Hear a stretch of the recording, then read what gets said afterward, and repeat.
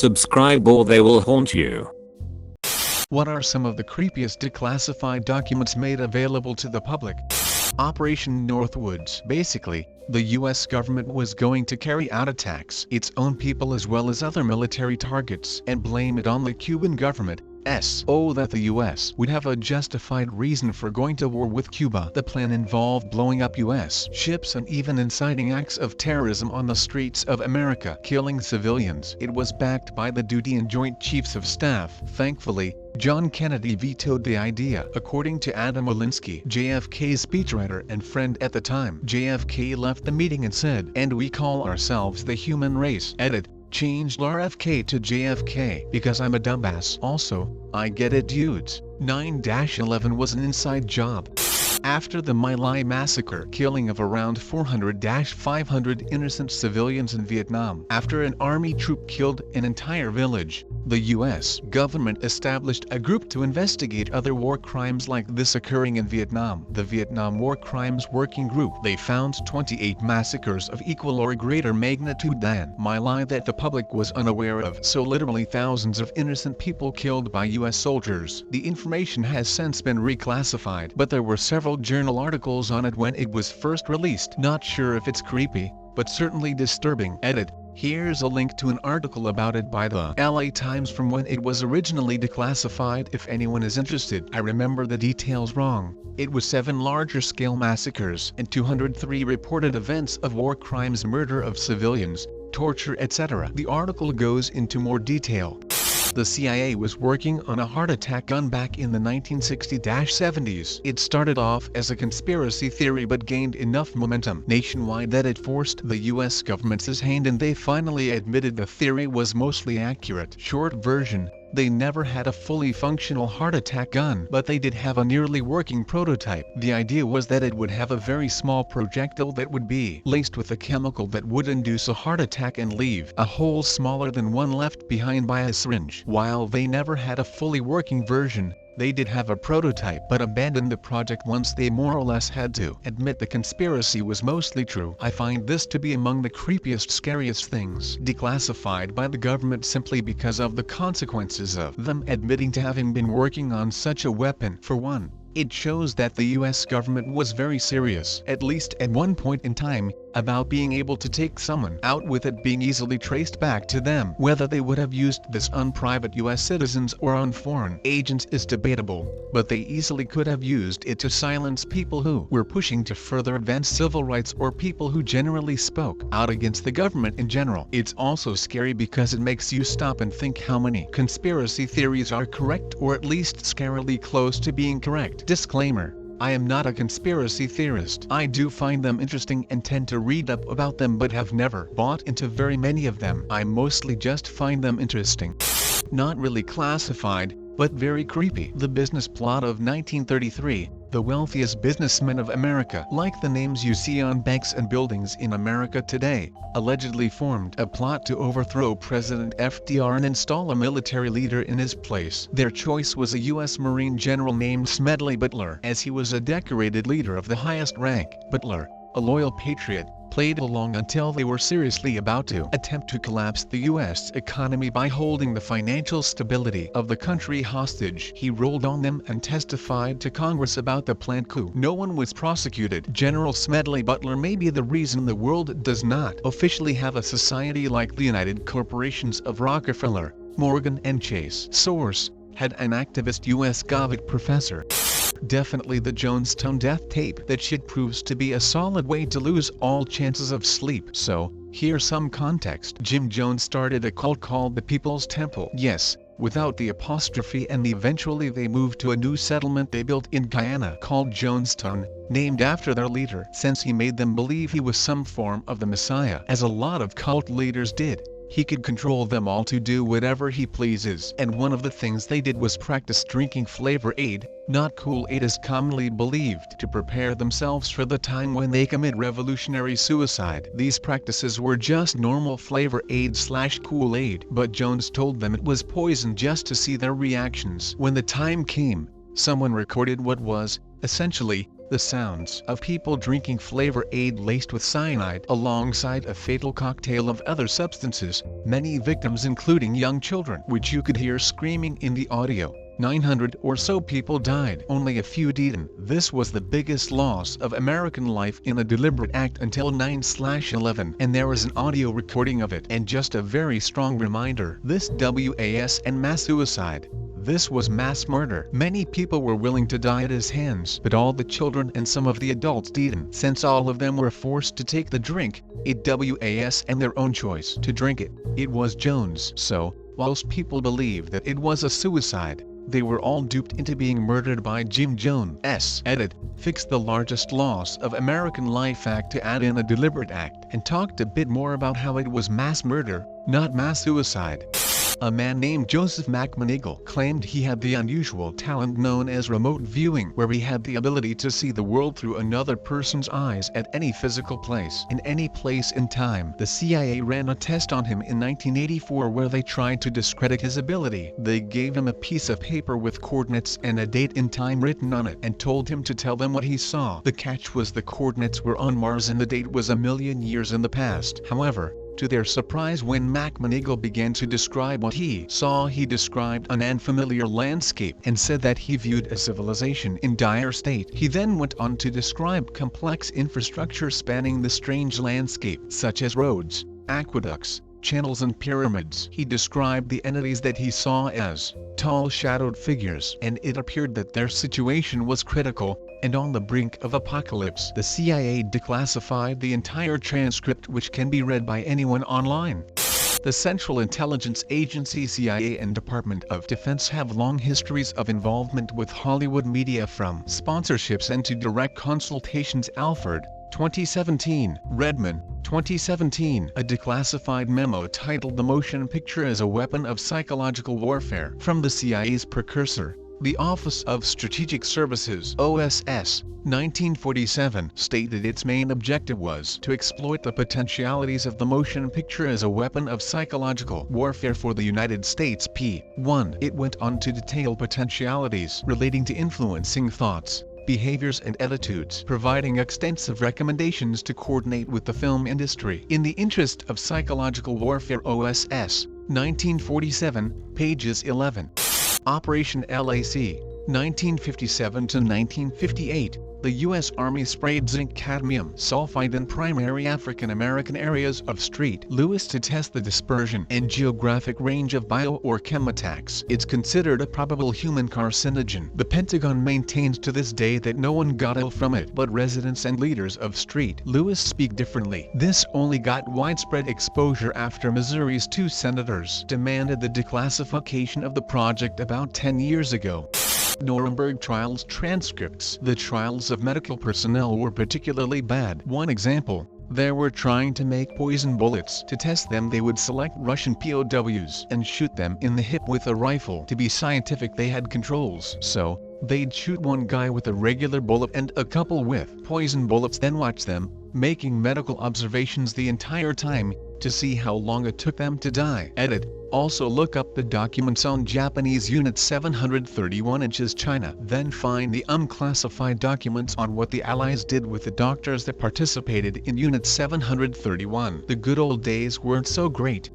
Pedro Albizu Campos was arrested a 3rd time and imprisoned for 26 years for working to make Puerto Rico independent by the American government. The cause was that members of the Nationalist Party shot in Congress and unfurled the Puerto Rican flag, illegal to do at the time. He was in there, but he was the head of the Nationalist Party, and the American government had been keeping an eye on him for years. While in prison, his health deteriorated and he said that they were using radiation to kill him in his cells. No one believed him until folders used by the American government to keep tabs on the Puerto Rican people were declassified in the late 90s. There it was found that they were using radiation to kill him, and him, being as smart as he was, tried to slow the poisoning slowly by covering himself with wet towels, getting the nickname King of the Towels by his jailers. That just one of the many crimes Americans have done against the Puerto Rican people, all public now when these documents were declassified.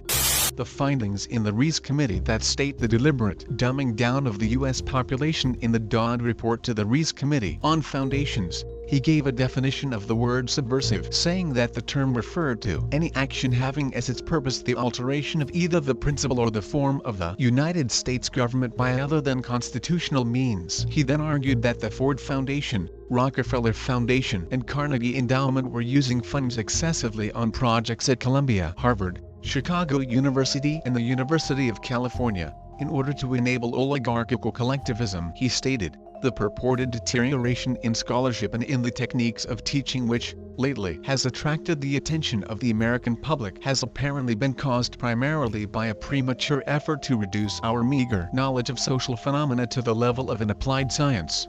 The Aversion Project, evils of homophobia at its absolute worst. In the 1970-80s, South Africa forced lesbian and gay soldiers to undergo exchange operations, chemical castration, electric shock, and other unethical medical experiments. An estimated 900 forced sexual reassignment operations may have been performed between 1971 and 1989 at military hospitals as part of a top-secret program to root out homosexuality from the service. Those who could not be cured with drugs, aversion shock therapy, hormone treatment, and other radical psychiatric means were chemically castrated or given sex change operations.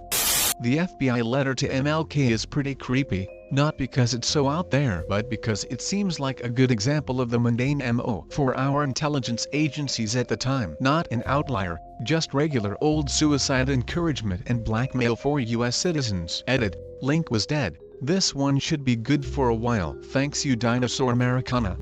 Cultressa Project 68 in 1957, with funding from a CIA front organization. Donald Ewan Cameron of the Allen Memorial Institute in Montreal, Canada began Cultressa Project 68. His experiments were designed to first depattern individuals, erasing their minds and memories, reducing them to the mental level of an infant, and then to rebuild their personality in a manner of his choosing. To achieve this, Cameron placed patients under his care into drug-induced comas for up to 88 days, and applied numerous high-voltage electric shocks to them over the course of weeks or months, often administering up to 360 shocks per person. He would then perform what he called psychic driving experiments on the subjects, where he would repetitively play recorded statements such as "you are a good wife and mother and people enjoy your company" through speakers he had implanted into blacked-out football helmets that he bound to the heads of the test subjects for sensory deprivation purposes. The patients could do nothing but listen to these messages, played for 16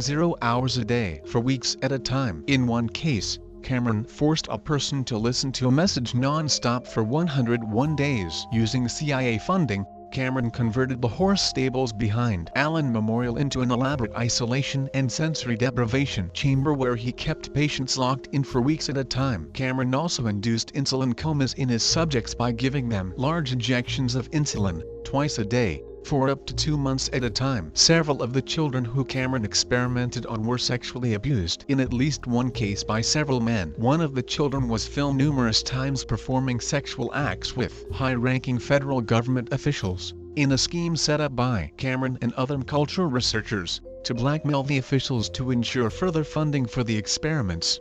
NSFL. The UK declassified documents in 2012 confirming stories of mass incarceration during rebellion in Kenya in the 1950s. The Momo were a group that included essentially every citizen in Kenya. Personal accounts from Kenyans depicted widespread torture and massacre by UK officials to get Kenyans to denounce the Momo. Possibly one of the most brutal accounts of torture I heard was a story from a man describing how he was held down while UK officials sodomized him with a stick to force sand inside of him. Pretty dark and fucked up shit. After some time, the UK decolonized Kenya and put into power officials that denied the events ever occurred and denounced the Momo. The world saw a peaceful transition to an independent country. Documents and articles. Amazing story about the Momo and UK's crazy document vault.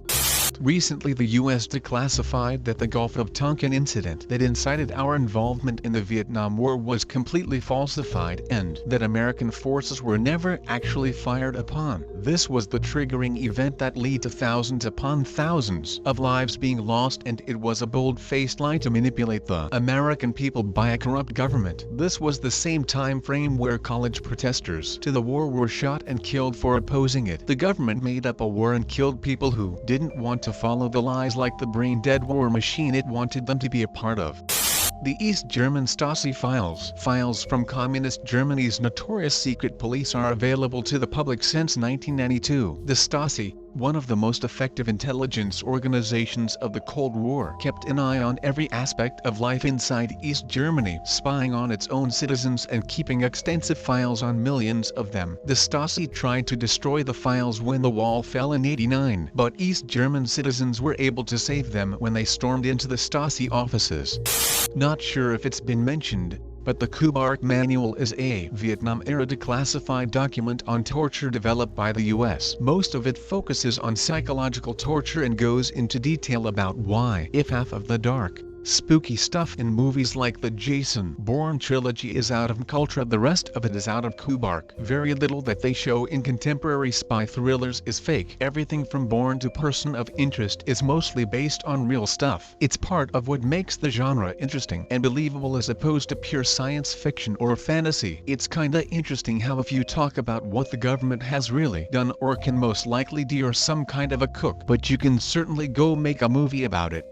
Toolbox killers, aptly named for the paraphernalia they used to commit heinous acts that could be found in any toolbox. I won't list their names. Their sobriquet is sufficient to identify them, but their victims were Shirley Lynette Ledford, Jackie Doris Gilliam, and Jacqueline Leah Lamp, Andrea Joy Hall, and Lucinda Lynn Schaefer. They were all subjected to protracted torture, mutilation of the bodies and genitals. Gilliam had an ice pick thrust through her ears, relentless blunt trauma to the head and torso, strangulation via a coat hanger and pliers. Only Lamp was not repeatedly raped. Here are the transcripts of the tapes of the murders. A warning: reading this is very distressing. You will read Shirley Lynette Ledford's anguished screams and pleas for her life.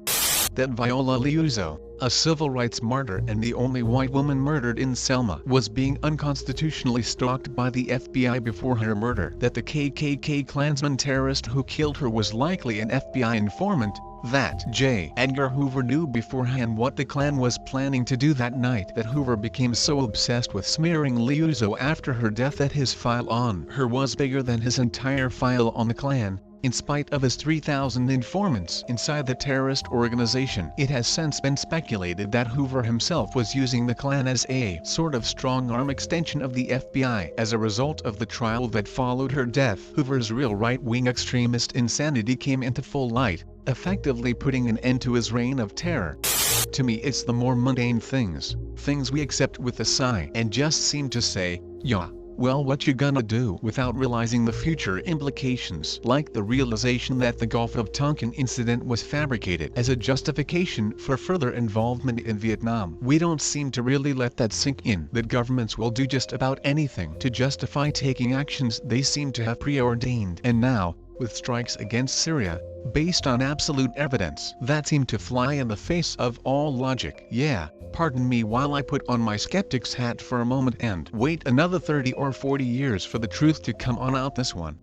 Some passages from the Gulag Archipelago are seriously hard to forget. Not precisely declassified, the Soviet government understandably tried to suppress this information any way they could. If the intellectuals in the plays of Chekhov who spent all their time guessing what would happen in 20, 30, or 40 years had been told that in 40 years interrogation by torture would be practiced in Russia, that prisoners would have their skulls squeezed within iron rings, that a human being would be lowered into an acid bath, that they would be trussed up naked to be bitten by ants and bedbugs, that a ramrod heated over a Primus stove would be thrust up their anal canal, the secret brand, that a man's genitals would be slowly crushed beneath the toe of a jackboot, and that, in the luckiest possible circumstances, prisoners would be tortured by being kept from sleeping for a week, by thirst and by being beaten to a bloody pulp, Not one of Chekhov's plays would have gotten to its end because all the heroes would have gone off to insane asylums. But the most awful thing they can do with you is this: